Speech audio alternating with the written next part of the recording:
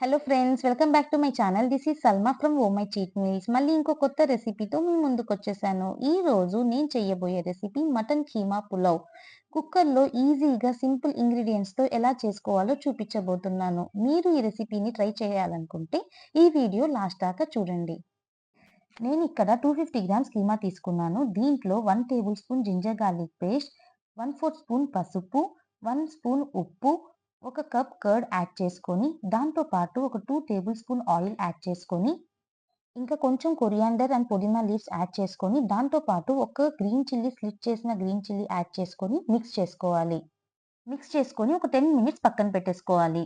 అన్నీ ఇలా మిక్స్ చేసుకొని ఒక 10 మినిట్స్ మ్యారినేట్ చేయడానికి పక్కన పెట్టేసుకోవాలి. ఇలా చేస్తే కీమా అనేది బాగా కుక్ అయ్యి జ్యూసీగా అండ్ సాఫ్ట్గా ఉంటుంది.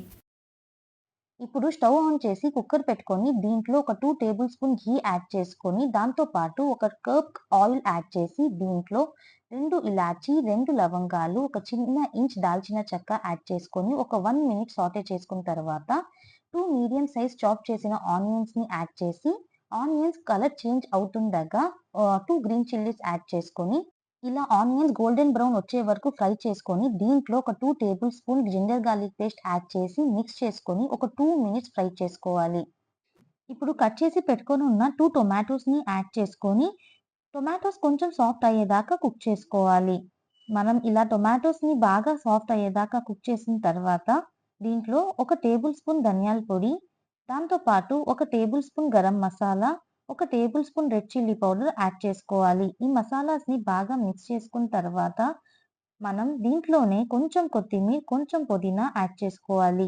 ఆల్రెడీ మనం మ్యారినేషన్‌లో యాడ్ చేసున్నాం కాబట్టి, దీంట్లో కొంచెం యాడ్ చేసుకుంటే సరిపోతది.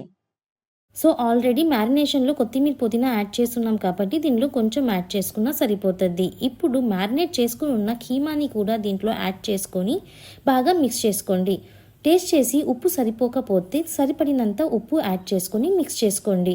ఒక హాఫ్ లెమన్ని స్క్యూజ్ చేసి మిక్స్ చేసుకోండి. 10 మినిట్స్ కుక్ చేసుకుంటే ఇలా ఆయిల్ అనేది సపరేట్ అవ్వద్ది. అప్పుడు మనం వాటర్ యాడ్ చేసేసుకోవాలి. నేను ఇక్కడ 1.5 గ్లాస్ రైస్ తీసుకున్నాను. దీనికి 1 గ్లాస్ రైస్కి 1.5 గ్లాస్ సేమ్ గ్లాస్తో వాటర్ యాడ్ చేసుకోవాలి. వాటర్ యాడ్ చేసిన తర్వాత బాగా మిక్స్ చేసుకొని, ఇప్పుడు 1 అవర్ బ్యాక్ సోక్ చేసుకుని ఉన్న బాస్మతి రైస్ని కూడా యాడ్ చేసుకోవాలి. నేను ఇక్కడ బాస్మతి రైస్ తీసుకున్నాను, ఎందుకంటే పులావ్ టేస్ట్ అనేది ఇంకా ఇంక్రీజ్ అవ్వద్ది. ఇప్పుడు ఒక టేబుల్ స్పూన్ ఘీ యాడ్ చేసుకొని ఇంకోసారి మిక్స్ చేసి ఒక 2 విజిల్స్ వచ్చే వరకు కుక్ చేసుకోండి. అక్కడి నుంచి ఇంకా ప్రెషర్ వెళ్ళిన తర్వాత లిడ్ ఓపెన్ చేసి మన కీమా పులావ్ని సర్వ్ చేసుకోవడమే. ఇంకా చూసారా, ఇది చూడ్డానికి ఎంత టెంప్టింగ్గా ఉందో. ఇంకా మీరు టేస్ట్ చేస్తే దీనికి ఫ్యాన్ అయిపోతారు. ఇది చాలా అంటే చాలా టేస్టీగా ఉన్నింది. డెఫినెట్గా మీరు ట్రై చేసి ఎలా వచ్చిందో నాకు కమెంట్ చేయండి. అలాగే నా అన్ని వీడియోస్ మీ దాకా ఫస్ట్ రావాలంటే నా ఛానల్కి సబ్స్క్రైబ్ చేయండి. Thanks for watching. Happy cooking with easy cooking.